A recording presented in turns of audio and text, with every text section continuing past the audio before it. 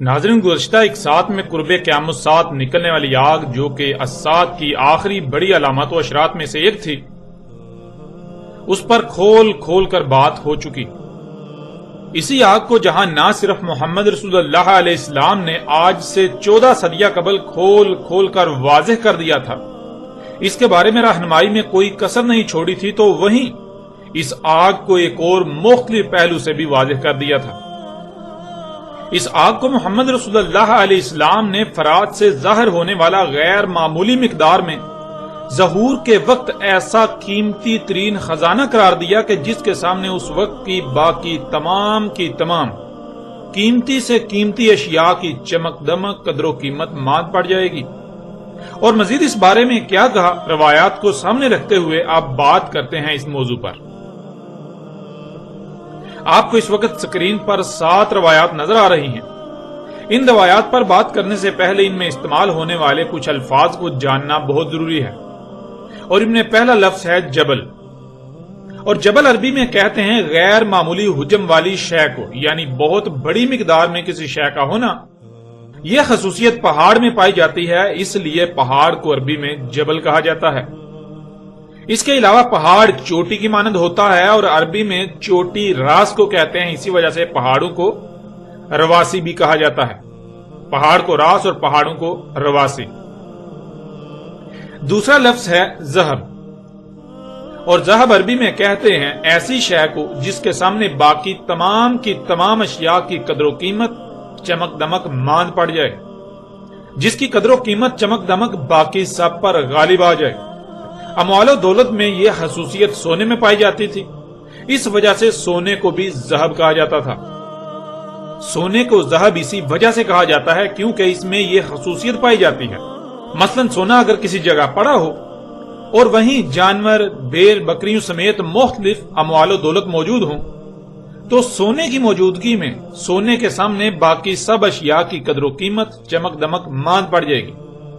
سونے کی قدر و قیمت چمک دمک ان سب پر غالب آ جائے گی۔ بالکل اسی طرح کوئی اور ایسی شے سامنے آ جائے جس کے سامنے سونے کی قدر و قیمت چمک دمک ماند پڑ جائے، تو وہاں سونے کو نہیں بلکہ اس دوسری شے کو عربی میں ذہب کہا جائے گا۔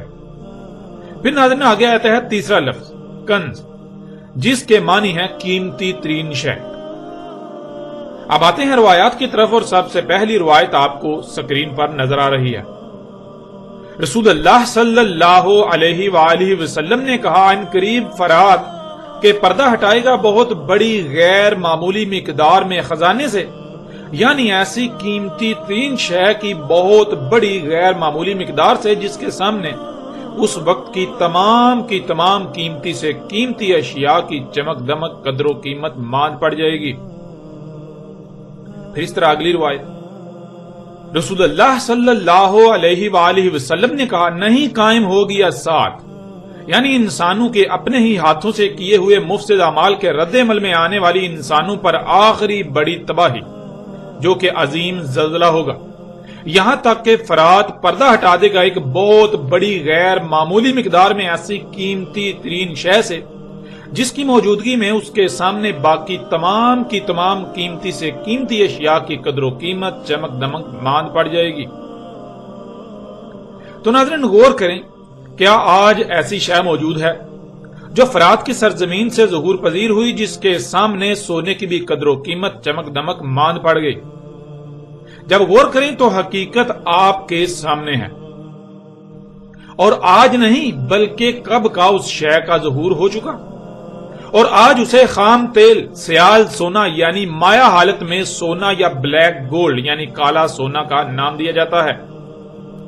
ناظرین خام تیل کے ظہور سے پہلے سونے کو ذہب کہا جاتا تھا، کیونکہ سونا ذہب تھا، یعنی سونے میں یہ خصوصیت پائی جاتی تھی کہ سونے کے سامنے باقی تمام کی تمام قیمتی سے قیمتی اشیاء کی قدر و قیمت چمک دمک ماند پڑ جاتی تھی۔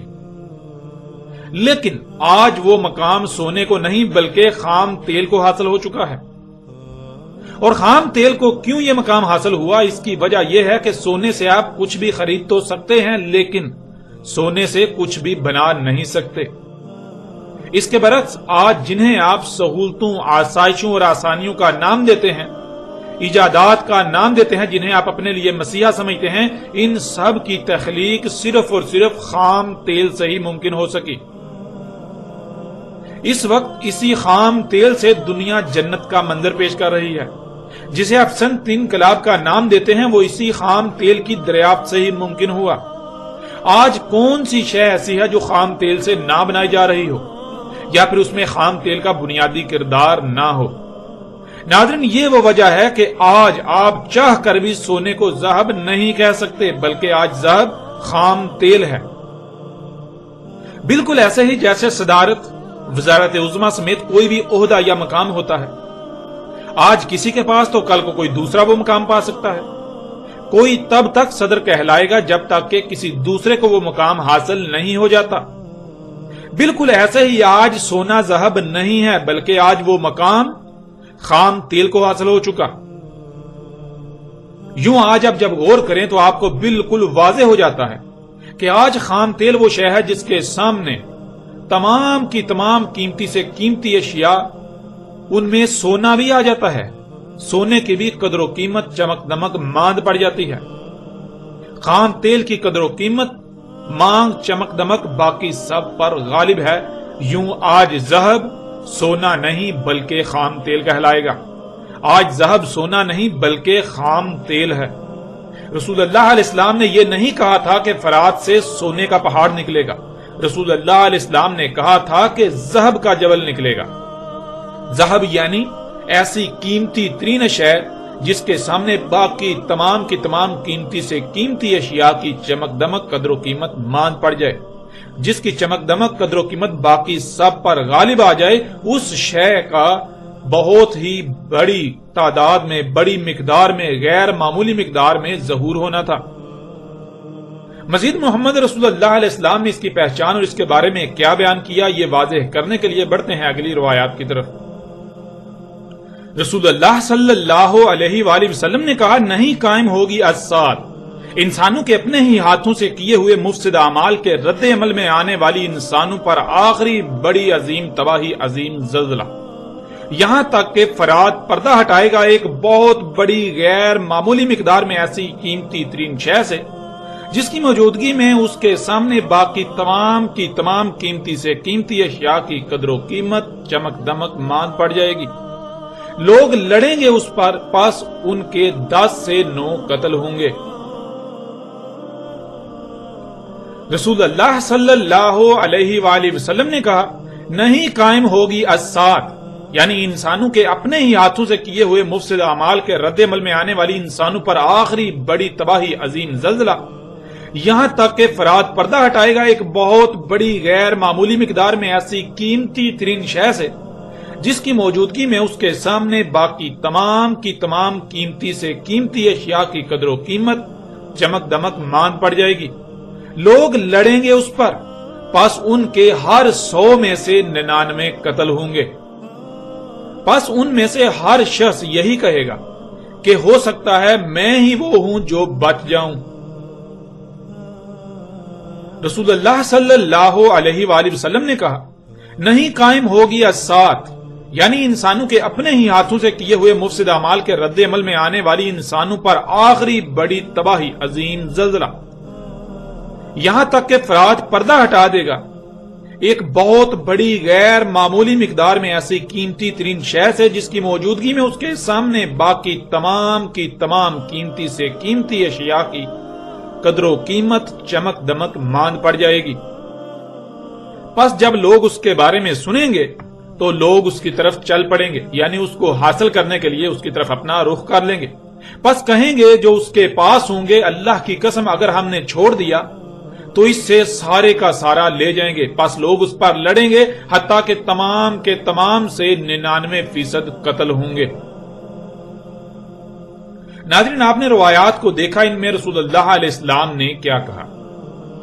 اب اس بات پر غور کریں کہ کیا آج ایسا ہو رہا ہے؟ کیا خام تیل جو موجودہ دور کی قیمتی ترین شے ہے، جس کے سامنے تمام کی تمام قیمتی سے قیمتی ترین اشیاء کی چمک دمک ماند پڑ گئی، سونے کی جگہ یہ ذهب بن گیا، تو کیا جب یہ خام تیل نکلا تو اس کی طرف دنیا کے لوگ بڑھے؟ جب دنیا والوں نے اس کے بارے میں سنا، ان کے پاس اس کے بارے میں خبر پہنچی، ان کو معلوم پڑا کہ اس سے کیا کچھ خلق کیا جا سکتا ہے، دنیا جنت بن سکتی ہے، تو کیا دنیا کے لوگ اس کے حصول کے لیے اس کی طرف بڑھے؟ کیا اس کے حصول کے لیے آپس میں لڑ رہے ہیں، قتال کر رہے ہیں؟ کیا خام تیل پر لڑائی ہو رہی ہے؟ تو یہ حقیقت بھی آج آپ کے سامنے ہے۔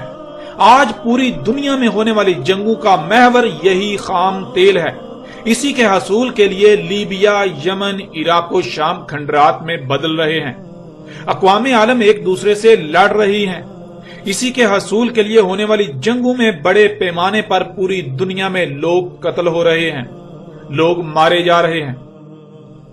ناظرین، کون نہیں جانتا کہ امریکہ عراق میں خام تیل کے لیے ہی تو آیا تھا؟ کون نہیں جانتا کہ آج شام و عراق کے جو حالات ہیں وہ اسی خام تیل ہی کی وجہ سے تو ہیں؟ کون نہیں جانتا لیبیا اور یمن کے آج جو حالات ہیں اسی خام تیل ہی کی وجہ سے ہیں؟ اسی پر آج جنگیں ہو رہی ہیں۔ یوں یہ حقیقت بھی آج آپ کے سامنے ہے، یہ حق آج آپ اپنی آنکھوں سے دیکھ رہے ہیں۔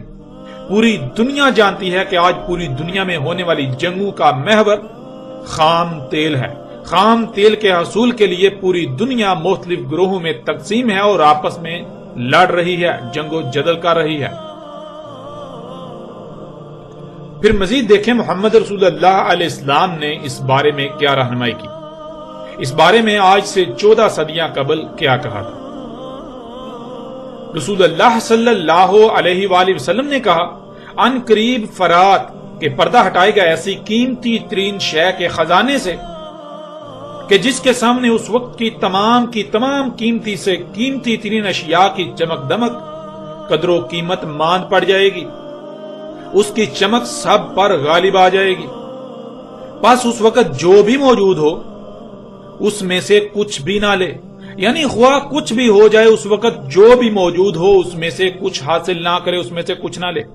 اور ناظرین، یہ بالخصوص اس وقت کے حکمرانوں کو کہا جا رہا ہے، یعنی ان لوگوں کو کہا جا رہا ہے، ان شخصیات کو کہا جا رہا ہے، ان شخصیات کو نصیحت تھی جن کے ہاتھ میں اقتدار ہوگا، جن کے ہاتھ میں یہ فیصلہ کرنے کا اختیار و صلاحیت ہوگی کہ آیا کہ اس کی طرف جایا جائے، اس پر لڑا جائے، اس میں سے کچھ لیا جائے یا پھر اپنا ہاتھ روک لیا جائے۔ اس طرح اگلی روایت، رسول اللہ صلی اللہ علیہ وآلہ وسلم نے کہا، پردہ ہٹائے گا فرات ایسی قیمتی ترین شے کی غیر معمولی مقدار سے کہ جس کے سامنے اس وقت کی تمام قیمتی سے قیمتی ترین اشیاء کی چمک دمک قدر و قیمت مان پڑ جائے گی۔ پس قتل ہوں گے اس پر ہر 9 میں سے 7۔ پس اگر تم اس وقت کو پالو تو پس نہ جانا اس کے قریب، یعنی اگر تم اس وقت کو پالو تو خواہ کچھ بھی ہو جائے اس کے قریب بھی نہ بٹکنا، اس کو لینے کے لیے، اسے حاصل کرنے کے لیے اس کی طرف اپنا رخ، اپنی توجہ مت کرنا، اس کی طرف نہ بڑھنا، اپنے آپ کو روک لینا، اس میں سے کچھ بھی نہ لینا۔ ناظرین، جیسا کہ گزشتہ ایک ساتھ میں بھی یہ بات گزر چکی کہ محمد رسول اللہ علیہ السلام نے اس آگ سے کچھ بھی لینے سے منع کیا تھا، تو اسی بات کو یہاں ایک دوسرے پہلو سے بھی بالکل کھول کر واضح کر دیا کہ جو بھی اس وقت کو پالے، جو بھی اس وقت دنیا میں موجود ہو، جب یہ قیمتی ترین شے جس کے سامنے اس وقت کی تمام قیمتی سے قیمتی اشیاء کی چمک دمک قدر و قیمت ماند پڑ جائے گی، یعنی خام تیل نکلے، تو کوئی بھی اس میں سے کچھ بھی نہ لے، اس کے حصول کے لیے اس کی طرف نہ بڑھے۔ اب ناظرین، آپ خود غور کریں کہ کیا آج آپ اسی وقت میں موجود نہیں ہیں؟ اور آپ دیکھیں کون ہیں جو اس خام تیل کو حاصل کر رہے ہیں۔ حالانکہ اللہ سبحانہ و تعالیٰ کا تو حکم یہ تھا کہ اس میں سے کچھ بھی نہیں لینا، اس کی طرف دیکھنا بھی نہیں، اس کی طرف نہیں بڑھنا۔ اور یہی اللہ نے اپنے رسول محمد رسول اللہ علیہ السلام کے ذریعے انسانوں کو کہا تھا، اب جو اللہ کا حکم مان کر اس پر عمل کرے گا بلا شک و شبہ وہ مومن، اور جو نہیں مانتا تو وہ مومن کیسے ہو سکتا ہے؟ ناظرین، ذرا غور تو کریں، آج کون لوگ ہیں جو اسی خام تیل سے لے رہے ہیں، جو اس کی طرف بڑھ رہے ہیں؟ وہ کون لوگ ہیں جن کے پاس اقتدار ہے، جن کے پاس اختیار ہے، یہ فیصلہ کرنے کی قوت و صلاحیت ہے، جن کے پاس یہ فیصلہ کرنے کا اختیار ہے کہ آیا اسے حاصل کیا جائے یا پھر اس سے اپنے ہاتھ کو روک لیا جائے؟ وہ کون لوگ ہیں؟ تو آپ کو بالکل واضح نظر آ جائیں گے۔ اگر تو وہ ایسا کرتے ہیں جو اللہ نے حکم دیا تھا اس طرح کرتے ہیں تو اللہ کے قانون میں مومن، اگر وہ ایسا نہیں کر رہے تو وہ مومن کیسے ہو سکتے ہیں؟ مومن تو کہتے ہیں جو حکم دیا جا رہا ہے اس کو نہ صرف دل سے رضامندی کے ساتھ تسلیم کرنا بلکہ اس پر عین اسی طرح عمل کرنا جس طرح حکم دیا جا رہا ہے، جس طرح کرنے کا کہا جا رہا ہے۔ تو ذرا غور کریں، کیا آج بالکل وہی کیا جا رہا ہے جو اللہ کا حکم ہے، اللہ نے جو حکم دیا تھا، یا پھر اللہ کے حکم کے برعکس کیا جا رہا ہے، یا پھر اللہ کے حکم کے برعکس ہو رہا ہے؟ وہ شخصیات، وہ لوگ جن کے ہاتھ میں اقتدار ہے، جن کے ہاتھ میں پوری کی پوری قوموں کا حال و مستقبل ہے، وہ کیا کر رہے ہیں؟ آیا کہ وہ اسے حاصل کر رہے ہیں یا پھر اسے حاصل کرنے سے رکے ہوئے ہیں؟ وہ اس کی طرف بڑھ رہے ہیں یا پھر بڑھنے سے رکے ہوئے ہیں؟ اور اللہ نے کیا حکم دیا وہ کیا کر رہے ہیں؟ یہ تمام کے تمام حقائق آج آپ اپنی آنکھوں سے دیکھ رہے ہیں، یہ حق آج آپ اپنی آنکھوں سے دیکھ رہے ہیں، حقیقت آج آپ کے سامنے ہے۔ یہ عرب جو آج اسی خام تیل کی وجہ سے دنیا میں جنت کے مزے لوٹ رہے ہیں، ان کو کس نے یہ اختیار دیا کہ اللہ کے غیب کا کفر کریں، یہ اللہ کی آیات کی تکذیب کریں کہ اللہ نے اس خام تیل کو کسی نہ کسی مقصد کے لیے خلق کیا تھا اور یہ اسے وہاں سے نکال کر اپنے مقاصد کے لیے استعمال کریں؟ یہ اس بات کا اعلانیہ کفر کریں کہ نہیں، اللہ نے اسے کسی مقصد کے لیے خلق نہیں کیا تھا، اللہ نے تو اسے اس لیے خلق کیا تھا تاکہ ہم نکالیں اور جو جی چاہے کریں۔ یہ خام تیل نکالیں، انہیں یہ کس نے اختیار دیا؟ ان کو یہ کس نے حکم دیا؟ کس نے اجازت دی؟ ان کو کس نے یہ اختیار دیا، اجازت دی کہ اسے حاصل کریں؟ اللہ کا حکم تو اس کے برعکس تھا، تو ایسے لوگ مومن کیسے ہو سکتے ہیں؟ اے آل سعود، اے عرب حکمرانوں اور اے آل سعود اور عرب امراء کے ٹکڑوں پر پلنے والوں، یہ جان لو تم بدترین مشرک ہو۔ ہاں تم مشرک ہو، بدترین مشرک۔ آنکھیں کھول کر دیکھ لو اور کان کھول کر سن لو، تم دنیا کے بدترین مشرک ہو۔ باقی اقوام عالم تو تھی ہی مشرک، لیکن تم تو مومن ہونے کے دعوے دار ہو، اس لیے تم منافقین کا کفر واضح کرنا بہت ضروری ہے۔ جو ہیں ہی کافر ان کو تو سب جانتے ہیں، لیکن تم تو منافقین ہو، تم منافقین ایمان و اسلام کے لبادے اڑے ہوئے ہو۔ تمہیں تکلیف تو بہت ہوگی، لیکن جان لو اس ذات کی قسم جو احد ہے، جو رب العالمین ہے، تم لوگ بدترین مشرک ہو۔ خواہ تمہیں یہ حق کتنا ہی ناگوار کیوں نہ گزرے، لیکن جان لو یہ حق ہے، یہ حق ہے کہ تم بدترین منافق ہو، تم اللہ کے سب سے بڑے مجرم ہو۔ اپنی آنکھیں کھولو اس سے پہلے کہ دیر ہو جائے۔ جان لو یہ آخری بار متنبہ کیا جا رہا ہے، وقت بالکل ختم ہو چکا، اس کے بعد تمہارے پاس کوئی بہانہ نہیں رہے گا۔ آج تم نہیں مانتے تو جان لو وہ رب جو تم پر یہ حق آج واضح کر رہا ہے وہ منوانے پر بھی قادر ہے، اس نے تم سے منوانا بھی قدر میں کر دیا۔ آج اگر مانتے ہو تو دنیا و آخرت میں فائدے میں رہو گے، اور اگر آج تکبر کرتے ہو اور نہیں مانتے تو جان لو تمہیں ماننا ہوگا۔ تم مانو گے لیکن تب تمہارا ماننا تمہیں کوئی نفع نہیں دے گا۔ جان لو عذاب عظیم تمہارے سر پر آ چکا۔ اپنی آنکھیں کھول لو، بعد میں سوائے پچھتاوے کے تمہارے پاس کچھ نہیں رہے گا۔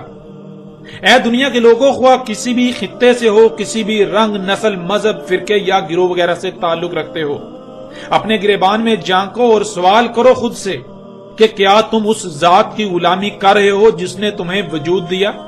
وہی ذات جس نے تمہارے آباء و اجداد کو وجود دیا، وہی ذات جو تمام مخلوقات کو وجود دے رہی ہے، جس نے تمام مخلوقات کو وجود دیا۔ غور کرو اور پہچانو اس ذات کو کہ وہ کون ہے۔ غور کرو اور پہچانو اس ذات کو کہ وہ ذات کون ہے، اور کیا تم اس کی غلامی کر رہے ہو یا پھر تم جرائم کر رہے ہو، اپنی ہی خواہشات کی اتباع کر رہے ہو؟ اپنے اعمال میں غور کرو، اپنا احتساب کرو اس سے پہلے کہ تمہارا احتساب کیا جائے۔ جان لو وقت بالکل ختم ہو چکا۔